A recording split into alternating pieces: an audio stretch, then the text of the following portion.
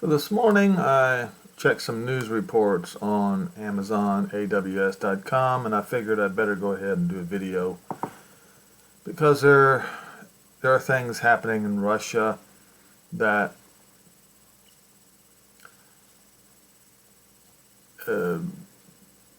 Scripture has been pointing to for nearly 2,000 years. So we're going to go ahead and get started. So this is a video. Let me play it and you can see what it is.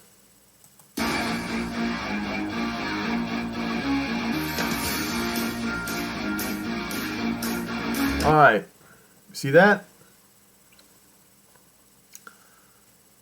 Those of you who've been watching my videos know exactly what that is. That is a Russian ICBM launcher with the ribbon of St. George, or Gog, on the breastplate of the launcher.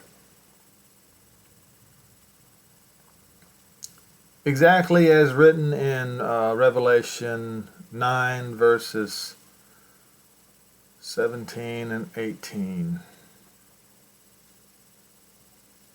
The color of fire, jacinth and brimstone. All right. Today began obviously earlier here on the East Coast of the United States than it did. I'm sorry, I got it backwards. Today began earlier in Moscow, Russia, than it did in the East Coast of the United States, where I live right now. So this is going on earlier. Now, let's go to the next video. And what do we see? Let's play a little bit, and those of you who understand Russian knows exactly what they are saying. And I will tell you what they are saying.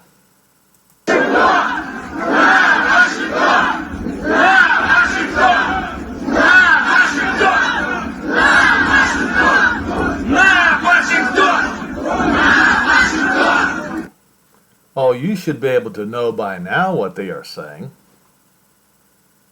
They've got a mock-up of a Sarmat missile.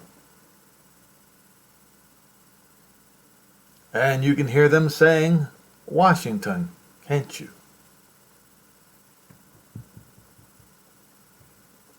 Would you like to take a wild guess as to the word before Washington? I'll help you out.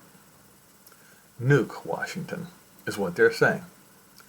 This is in Moscow today.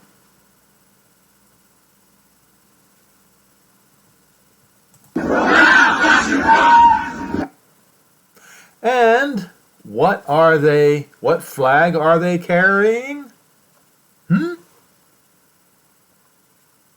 ribbon of St. George. The one I have warned you about for now 7 months, I believe it is. 6 months. 6 months.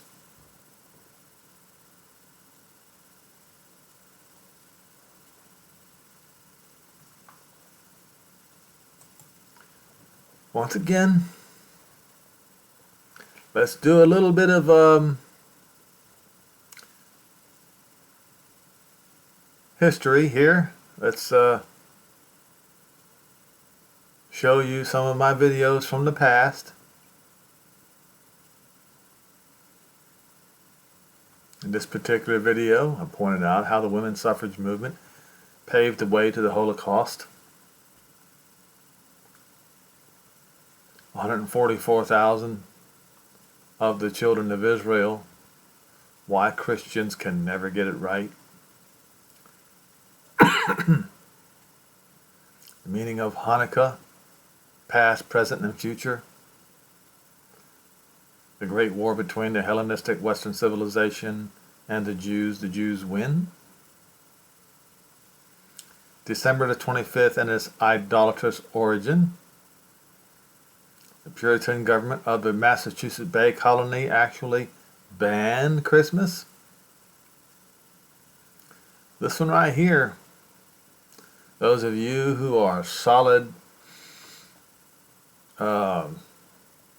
America #1 supporters, you might want to watch that particular video and find out all the horrible evil that your government has been perpetrating upon the innocent.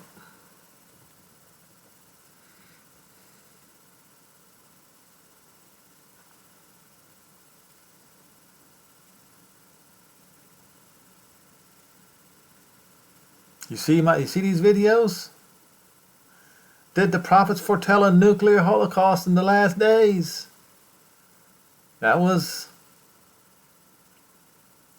on the Roman calendar, January. Blood in the sky, blood on the earth. And tomorrow, palm-like columns of smoke. Yol 2, last few verses.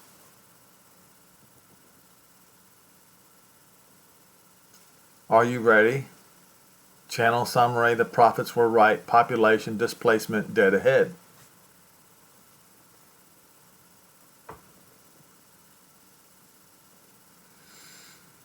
Now at this point in time, I was not sure. I was telling people to get in at least 19-month supply of food and whatever. Well, I think I know a little bit more where we are, and I will go through that today.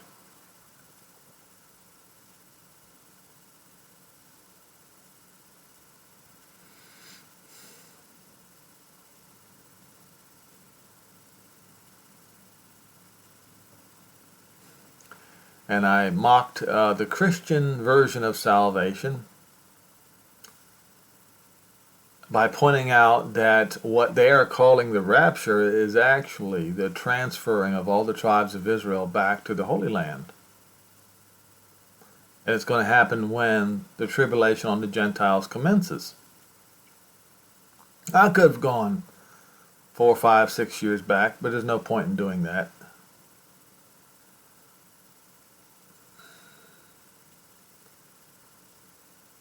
And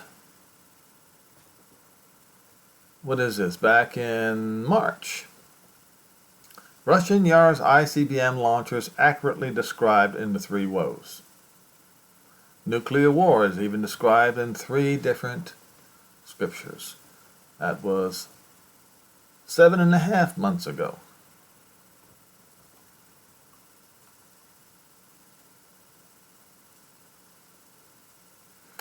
Now this one right here, I asked if chemical weapon attacks are imminent, but later on, you know, because I looked at the 6th trumpet or 6th shofar sound, and it appears to be talking about nerve agents. But the locusts that are in that particular shofar sound, the best description of them are American helicopters, American war helicopters. And indeed I found out, and I did put it in a video later, that the Americans did launch nerve agents in Vietnam and in the Korean War.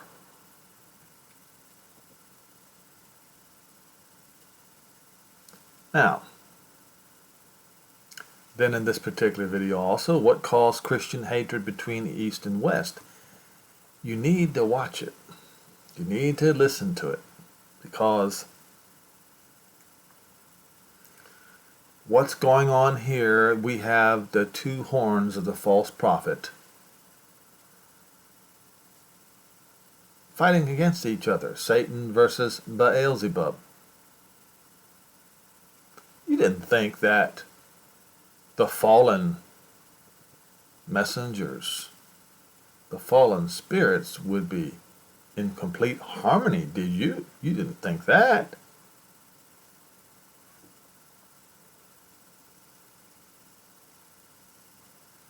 And right here, Satan versus Beelzebub. Let World War III begin. And I go into a little bit more depth on what the two horns of the second beast is in that particular video. And then there we are, April 10th, ribbon of St. George, or Gog, identifies Gog and the perpetrator of the sixth shofar plague. And I need to change that to shofar. Okay? And so, way up here, Russia threatens to pull the nuclear trigger on 3 Euro, and there we have the ICBM, mobile ICBM launchers. But let's go back and look once again. The ribbon of St. George that I pointed out to you, and there they are in Moscow, carrying a mock-up of a Sarmat nuke and ribbon of St. George, as they say. I told you so. Now anybody can find these things in the scripture. I showed you how to do it. This is not rocket science, folks. You know, the prophets would have loved to have a way, a laptop where they could go, and using the Hebrew language that they spoke, and look these things up the way I'm doing. But I didn't have this technology. And I'm sitting here and I'm wondering, how is it possible that nobody else? I'm still stunned by this. I don't get it. How is it that nobody else is on YouTube speaking about these things, pointing this right here, what I have in front of me out, matching it up with Revelation 9, verse 17 and 18, even though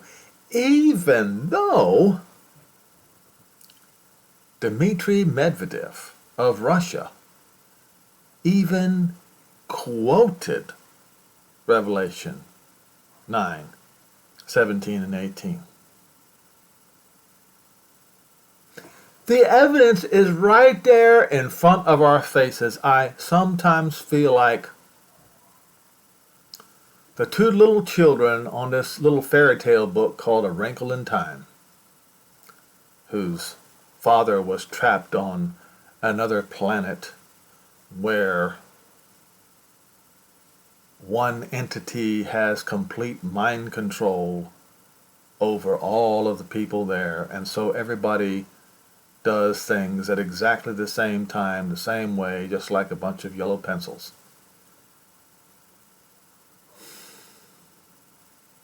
I feel like I'm living that right now.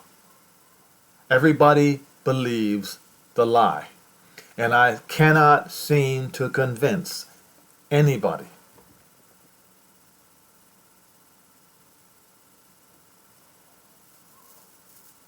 It's got me very, very concerned. You know, I'll go over why it's got me concerned.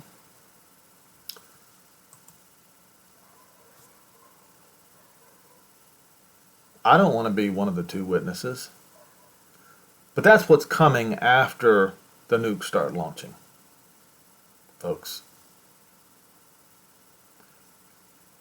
So, right here, they're saying Nuke Washington.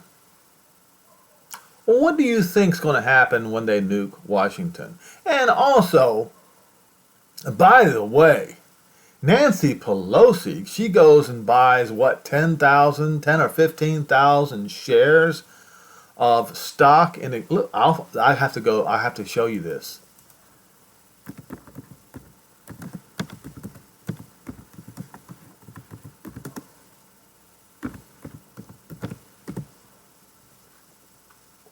Where is it?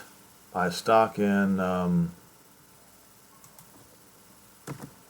anti-radiation.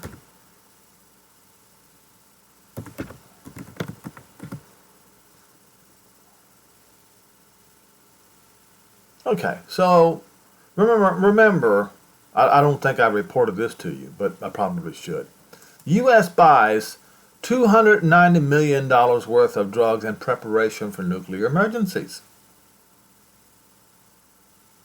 Your government knows what's about to happen.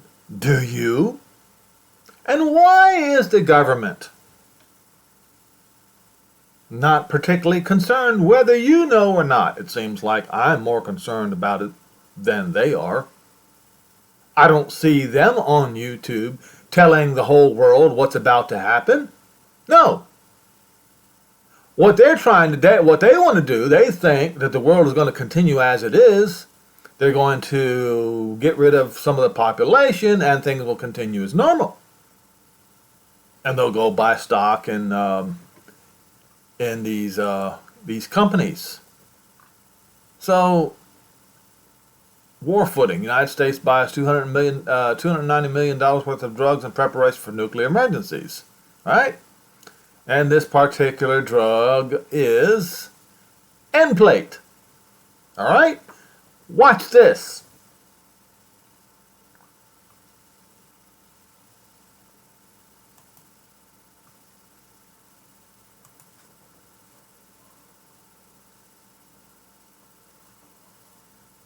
Nancy Pelosi's recent stock purchases raises important ethics issues for all of Congress. Made some stock purchases last month that are raising eyebrows and questions about the ethics of Congresspeople buying and selling stock in December. In December? Wait a minute.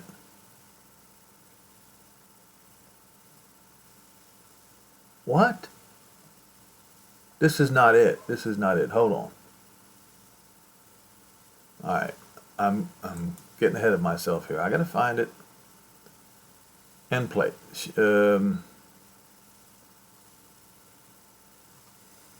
Buying stock. N-plate.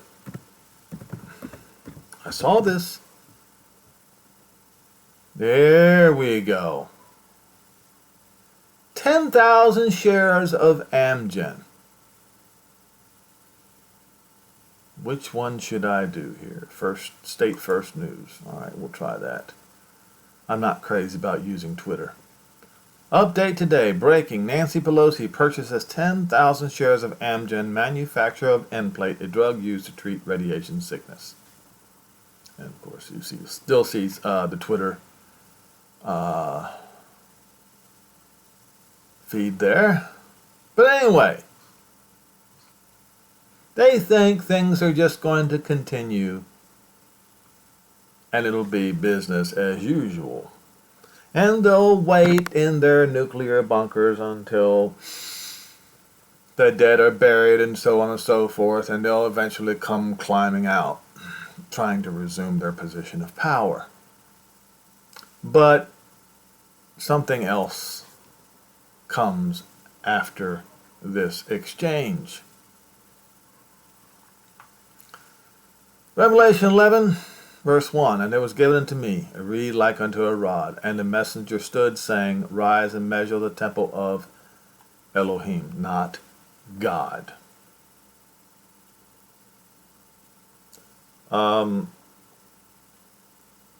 This was Jonah back before the temple was destroyed. Okay? And the altar and them that worship therein, but the court which is outside the temple, cast it out, banish it, throw them out, and measure it not, because that's the court of the Gentiles.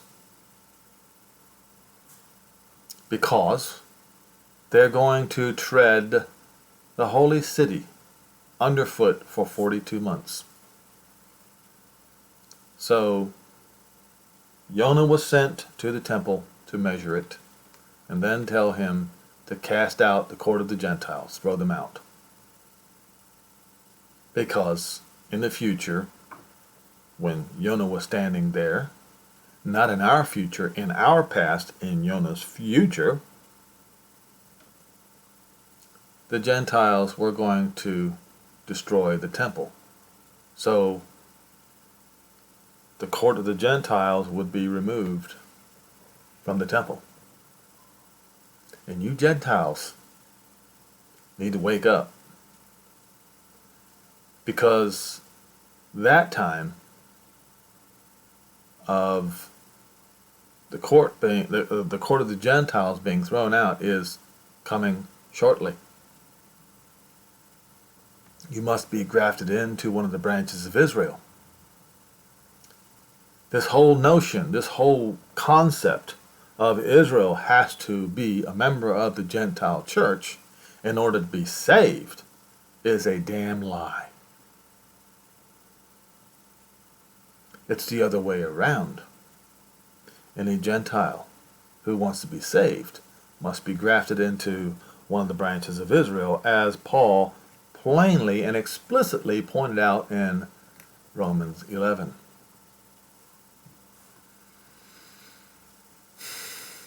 They're going to tread down the holy city for 42 months. They finally broke through in the year 70 on the Roman calendar, and 3.5 years later the war was over. So the Gentiles must receive great tribulation for every single day that they tread down the temple. Which is why the 2 witnesses are going to be sent.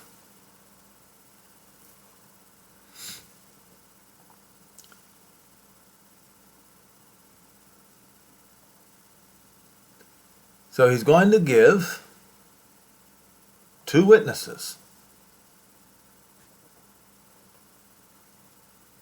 He's going to give 2 witnesses, and they will prophesy 1,260 days, clothed in sackcloth.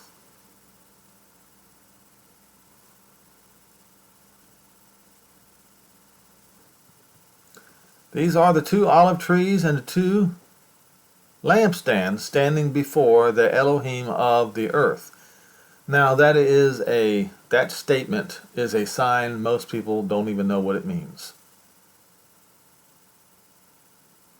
EliYah and Elisha the prophets, both in their statements, and especially EliYah the prophet, it says,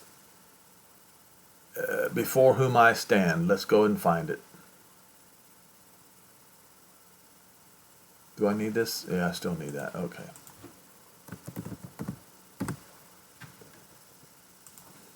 Before whom I stand. What happened to my... Whoa. Well, I'm losing my internet connection. So give me just a moment.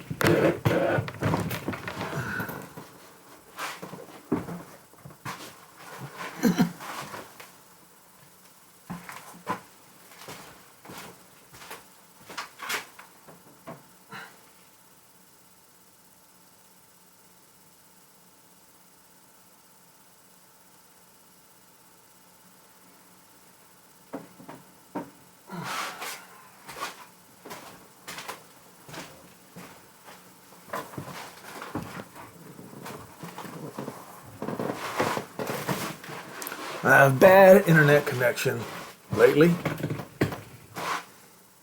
Let's see if we can try again.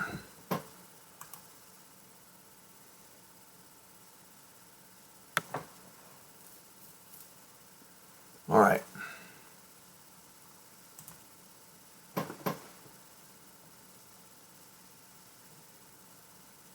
First Kings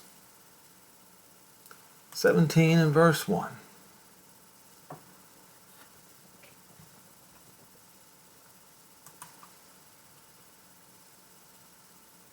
And EliYah, see that? EliYah, a Tishbite, who was a sojourner of Gilead, said unto Ahab, As Jehovah Elohim of Israel lives, before whom I stand, there shall be no dew, no rain these years, but according to my word. Now this is very, very important. So these two witnesses are going to come with the power of EliYah, the prophet.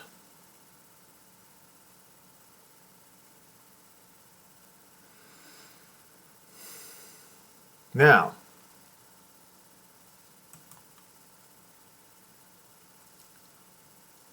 these are the two olive trees, the two lampstands standing before the Elohim of the earth. That's right. The power of EliYah, the prophet. And if any man will hurt them, fire proceeds out of their mouth and devours their enemies. All right, let's see what happens to EliYah's enemies. Let's see here.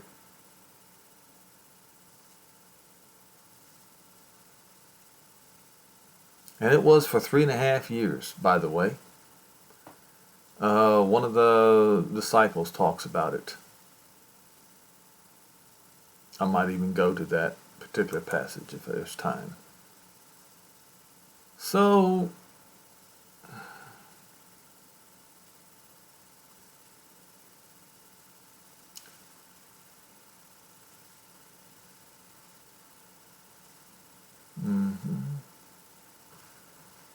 I missed it. Hold on. The ravens feed EliYah.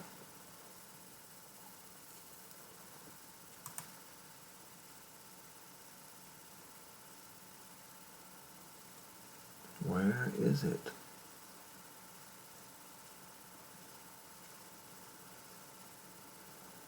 All right. Hold on. Let's just do this. If I be a man of, there it is. So it's in 2 Kings.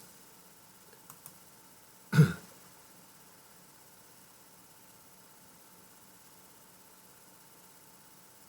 right.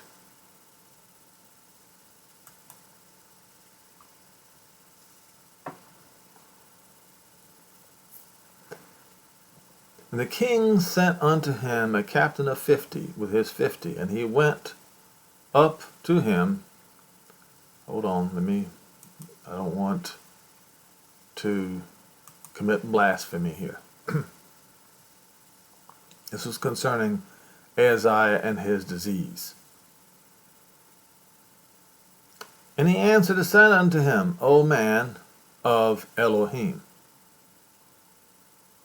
The king says, Come down quickly. And EliYah answered and said unto him, If I be a man of Elohim, then let fire come down from the sky and consume you and your 50. So fire came out of his mouth. He spoke, the fire came down. All right? Power of EliYah the prophet.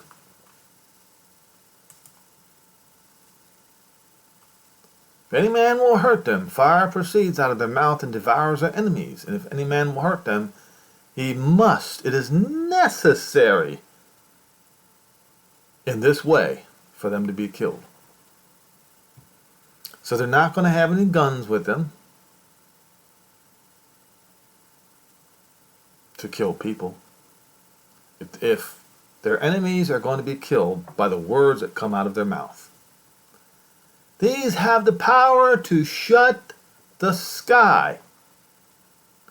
We just read about that in 1 Kings. How EliYah the prophet prayed that it rain not in the days of their prophecy. And what are the days of their prophecy? The days of the prophecy is 1,260 days. So to go get your calculator and take the number 1,260 days and divide that by 12, and let's see what you get. I'll do it right here, right now. If I can find my calculator. All right, 1,260 days divided by 12 equals, oh, wait a minute. Let me do, I'm a little slow. Some of you are probably faster than me, but that's okay. So 1,260 days divided by 365.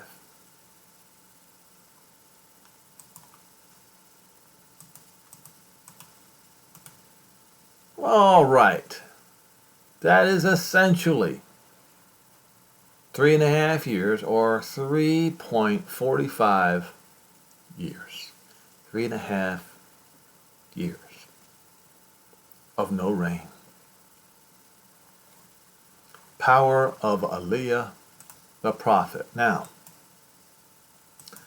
let's go to where one of the disciples was talking about this.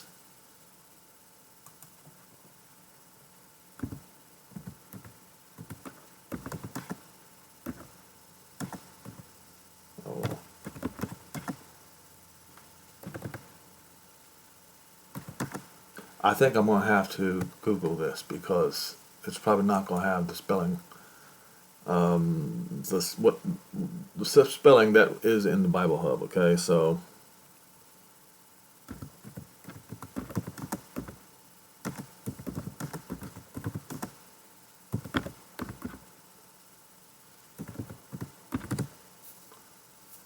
James 5:17.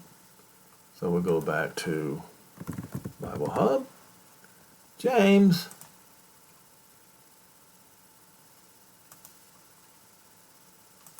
5.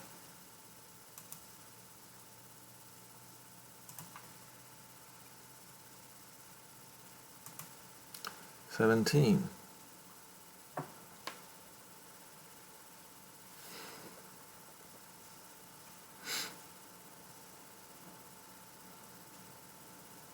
EliYah was a man subject to the same feelings as we are.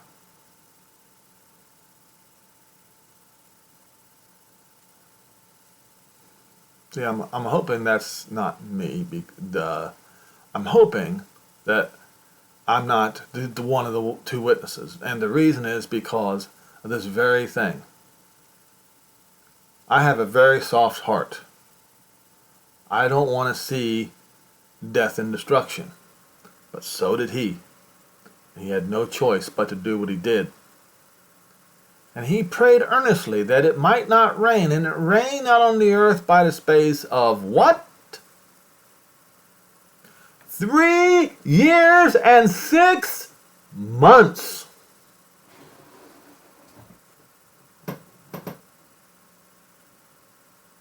What you see right here. 3 years and 6 months. Now, he prayed again after he convinced all Israel that Jehovah is Elohim. But when the time runs out for the Gentiles to repent, after 3.5 years of no rain and every plague that comes out of the mouth of the two prophets. When that 3.5 years expires, the same 3.5 years, they will kill the two witnesses.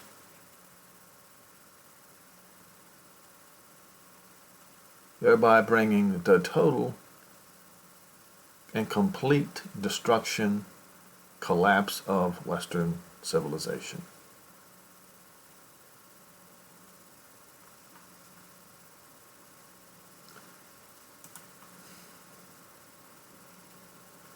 They had power to shut the sky, that it rained not in the days of their prophecy. 3.5 years. EliYah the prophet. And have power over water to turn them into blood. Power of Moshe. So now we have Moshe and EliYah. To smite the earth with every plague as often as they will, and when the time expires, when they shall have finished their testimony. The beast that ascends out of the abyss,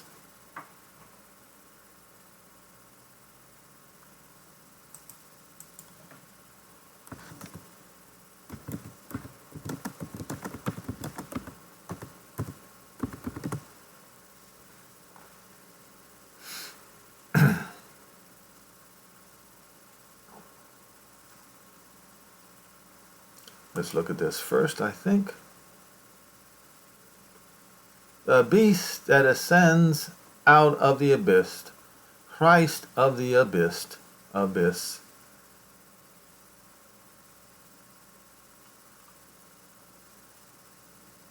right there, the Mediterranean Sea.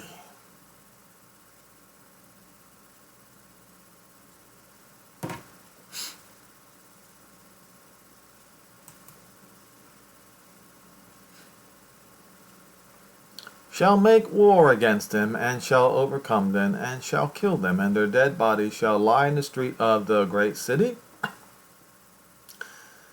Now Jonah wrote this in such a way that Christians cannot see, do not understand, but the Jew knows if they read it. If the Jew knows and has an open mind, he understands very clearly what he's saying. Which is spiritually called Sodom and Egypt, where also our Moshiach was crucified. Well, anyone who bothers to read history knows that the Moshiach was killed outside the city gates of Jerusalem. Was not in Jerusalem, and Jerusalem never was a great city. It was always a very small city. In those days, that great city was Rome, and the Romans killed him. Am I calling Jonah a liar? Nope. No, I'm not. I am suggesting that you, the general public, have not been doing your studying and are not paying attention.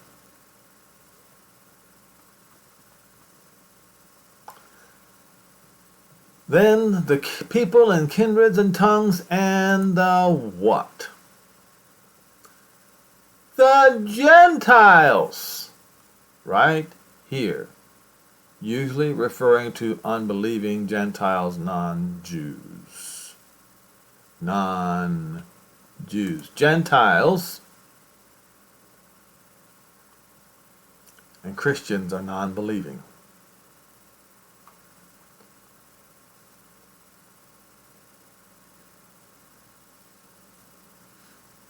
And they, the people and the kindreds and tongues and the Gentiles, shall see their dead bodies 3 days and a half, and will not allow their dead bodies to be put in graves. And they that dwell upon the earth shall rejoice over them and make merry, and shall send gifts to one another, because these two prophets tormented them that dwell upon the earth. And after 3.5 days, the Ruach Kodesh of Jehovah Elohim entered into them, and they stood upon their feet, and great fear fell upon them which saw them. And they heard a great voice from the sky saying unto them, Come up here. And they ascended up to the sky in a cloud, or to a cloud. And their enemies saw them, and the same hour there was a great earthquake, and the 10th part of the city fell, and in the earthquake were slain of men 7,000. But the remnant were affrighted. The remnant is referred to as the Jews, and gave glory to the Elohim of heaven. And that's when the 7th trumpet begins to sound, or the 7th shofar begins to sound. Now, so what are these two witnesses doing? Let me show you 2 chapters. This one right here is timing goes all the way from the birth of Yehoshua HaMoshiach all the way to the days of the 2 witnesses. Alright? And there appeared a great wonder in the sky, a woman clothed with the sun and the moon under her feet, and upon her head a crown of 12 stars. That is Israel. That is never the church, never will be the church, as they say. And she being with child, cried, travailing in birth, and pain to be delivered. And there appeared another wonder in the sky, a red dragon, having 7 heads and 10 horns, and that represents, 7 heads represents the, what is it? The dynasty of, man, I forgot.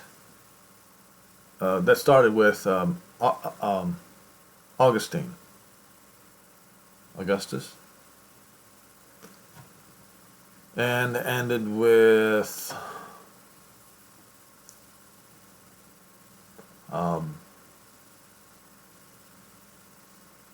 Titus. Okay. And 10 horns, that is, it's very easy to find. Those are European horns. And 7 crowns upon the heads. And his tail drew a 3rd part of the stars of the sky, and did cast them to the ground. That is in reference to the demons. And the dragon stood before the woman which was ready to be delivered, for to devour her child as soon as it was born. And so the woman, as Israel, is now represented not as Mary. There was never a Hebrew Israeli woman speaking Hebrew that was ever named Mary. The name is Miriam.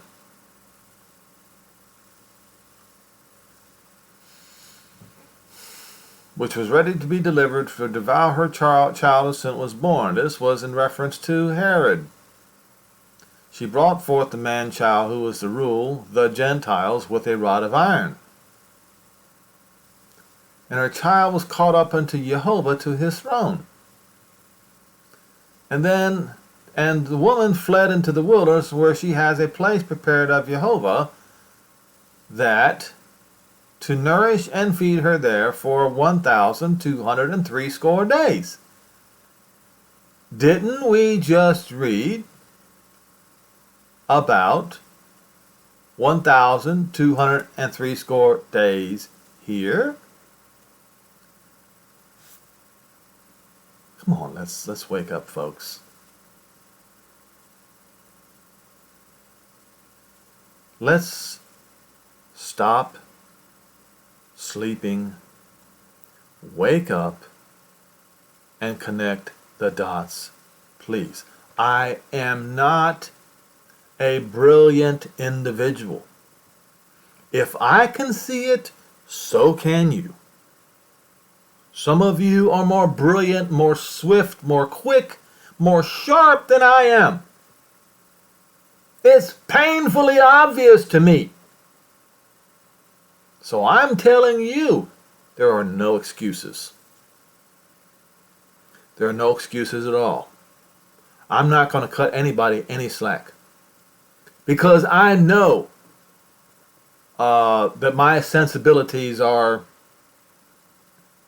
marginal.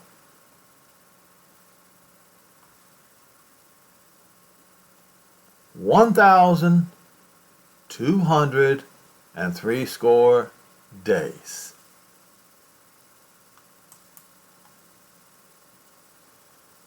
1,263 days. There is your first connection to the two witnesses.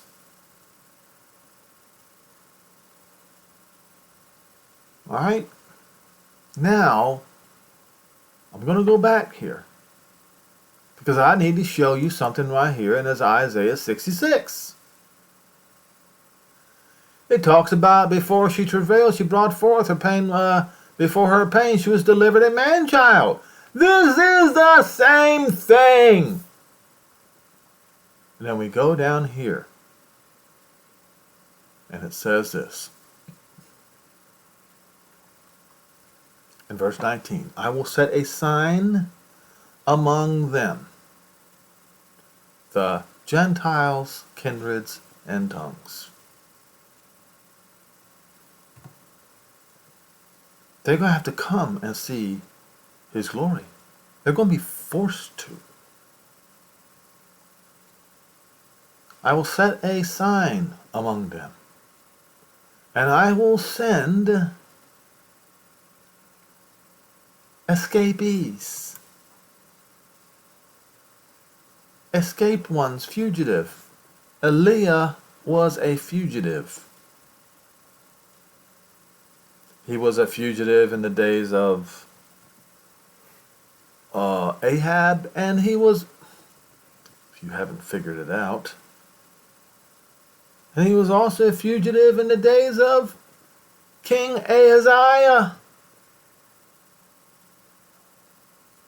Fugitives.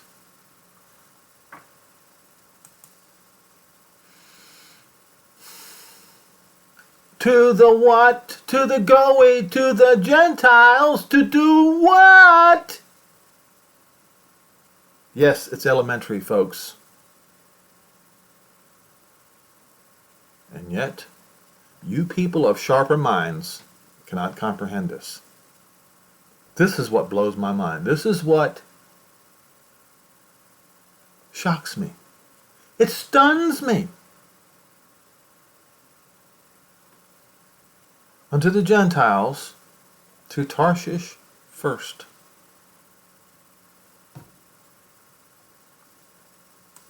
To Tarshish. There's Tarshish. Tarshish is a port of the Atlantic Ocean meeting the Mediterranean Sea. And Columbus's ships, in order to colonize the Americas, the ships left from the ports of Tarshish. If you want to go check out the maps of where Christopher Columbus took off from, I strongly urge you to do that.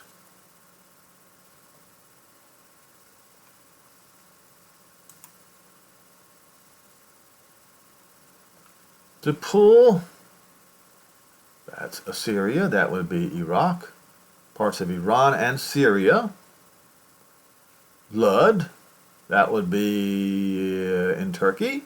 So from the west, far west, and the east, and to Baal, north,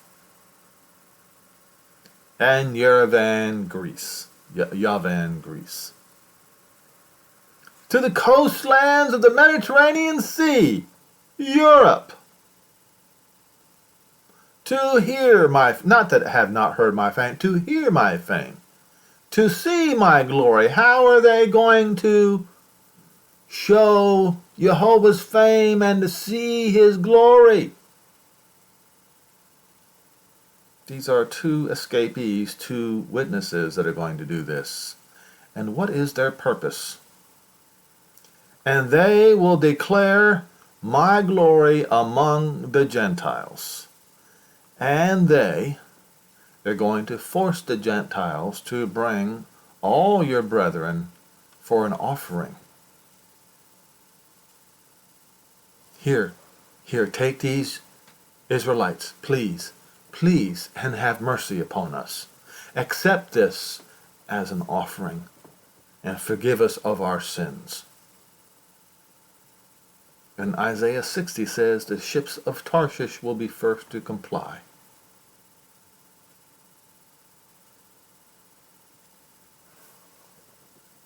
Isaiah 60 verse 7, 8, and 9. Take a look at it. You'll see it.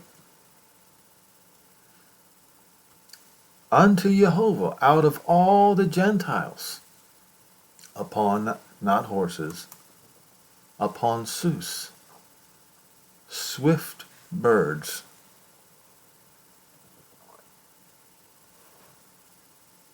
Why didn't your preacher tell you about this, huh? This is what's going to happen after the decapitation of nations. Look, let me show you something in Daniel.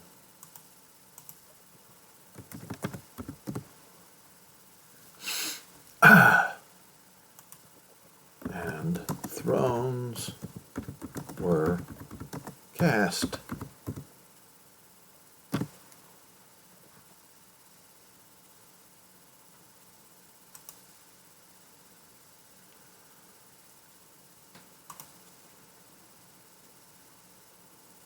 Hey, there you are. 7 verse 9. And I looked, and thrones were cast down. And then the Ancient of Days sat on Mount Zion. Did sit, whose garment was white as snow, and his hair on his head was as pure wool, and his throne was like the fiery flame, and his wheels as a burning fire. How were the thrones cast down? Well, if you read Haggai 2, verses 18 through 22, you will see exactly how they're cast down.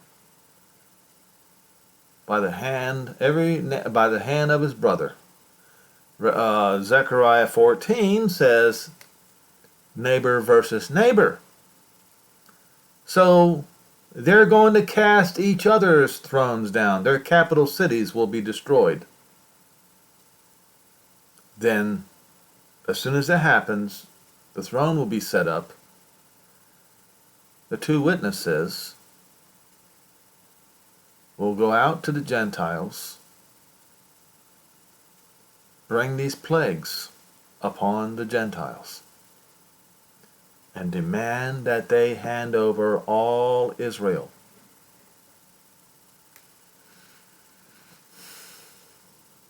When does the invasion of Israel occur? In that time frame? I don't know yet. I don't know. When I find out, I'll tell you.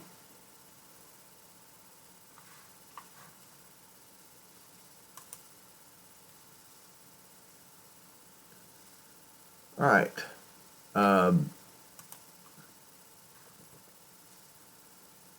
So right after that, there was a war in the sky. This right here already occurred, because right after the death of Yehoshua, Satan was cast down, and he entered into the man of sin, Caligula. And Paul in 2 Thessalonians 2, he describes a man of sin, and it was accurately Caligula. He was the one who placed the graven image of himself as Zeus or Jupiter, Deuspiter, in all the synagogues in the realm, and also in the temple, which the Jews threw out and caused a great revolt that unfortunately, King James Version calls a great falling away. Now,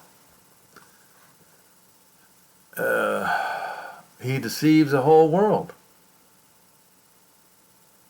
The whole world.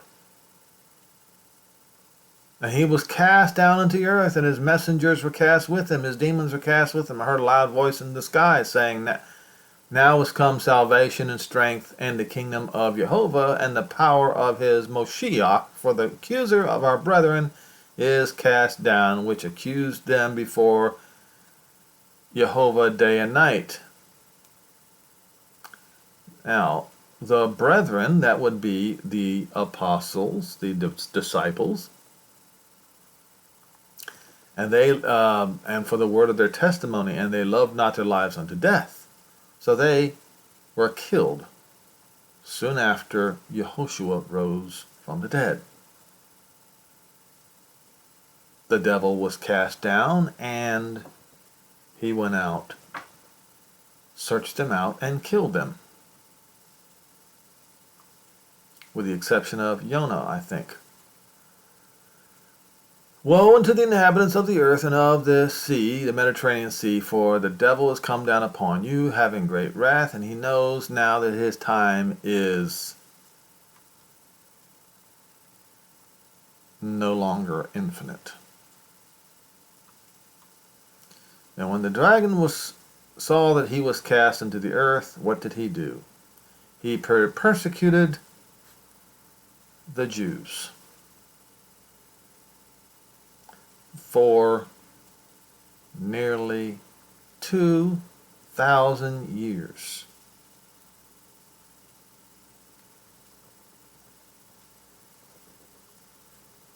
The church did not bring forth the man-child. Israel brought forth the man-child. Now, at the end of the woman's persecution or her tribulation, there would be a place given to her. There would be two wings of a great eagle. Airliners, if you haven't figured it out already, that she might fly into the wilderness, her place. That would be Israel, not Kadesh Barnea, as some have claimed. No, her place, Israel, as her place, not the Fakestinians' place. Her place, where she is fed for a time, times and a half time, from the face of the serpent, who is the Jews' enemy. Well, the greatest one is Christianity. So that's Satan. And also the Muslims, and as I have mentioned many times before, Islam is just another Protestant organization of the Catholic Church. Now the serpent cast out of his mouth water as a flood after the woman, that he might carry her away by the flood. But the earth helped the woman. This is obviously the Ezekiel 38:39 war. And the earth opened up her mouth and swallowed up the flood which the dragon cast out of his mouth. And the dragon was wroth with the woman, but since he couldn't touch her anymore, he went to make war with the remnant of her seed. That would be the two witnesses who were sent back to the Gentiles. They keep the commandments of Jehovah and have the testimony not of Jesus Christ, but of Yehoshua HaMoshiach.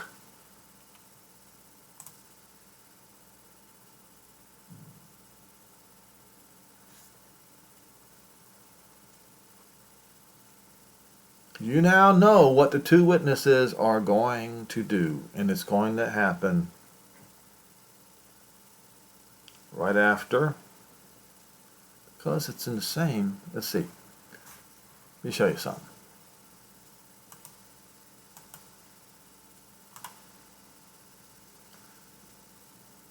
Still during the sixth shofar sound. And what happens first? What happens first? And I saw the horses in the vision, and that, not them, to be seated on them had breastplates of fire, of jacinth and brimstone. And that is the color of the ribbon of St. George. And with these things issued fire and smoke and brimstone, and by these three were the third part of men killed by fire, by the smoke, and by the brimstone which came out of their mouth. So there is going to be a nuclear exchange, and then everything is going to be stopped. These fools who start this nuclear exchange are going to be crawling into their holes. Jehovah is going to return with the Lamb, with Yehoshua HaMoshiach, and the two witnesses will begin their job of regathering all Israel back home.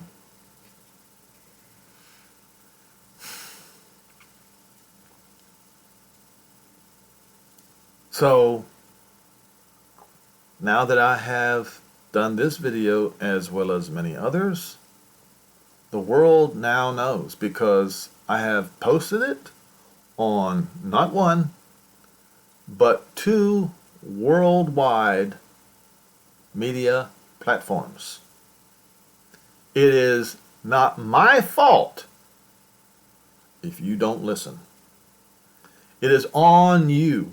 I am putting this out to all the inhabitants of the earth.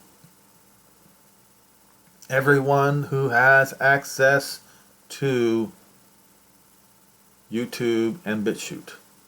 And the Amish have access to it too. It's just that many of them choose not to use it. That's not my fault. That is not my problem. It is up to each and every one of you to find the truth, to listen to it, and to do it.